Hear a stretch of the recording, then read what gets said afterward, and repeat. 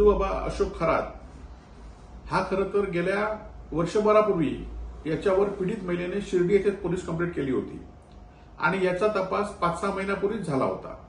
परंतु या सरकारमध्ये जे 2-3 पक्ष आहेत, या पक्षातले अनेक लोक या भोंदूबाबामुळे अडचणीत येणार होते. म्हणून गृह खात्याने या प्रकरणाची तपासाची लोकांपुढे आणण्याचं काम हे नगरपालिका, महानगरपालिका आणि जिल्हा परिषद निवडणुकी झाल्यानंतर हे आलेलं आहे आणि त्यामुळे उजेडात आलेलं आहे.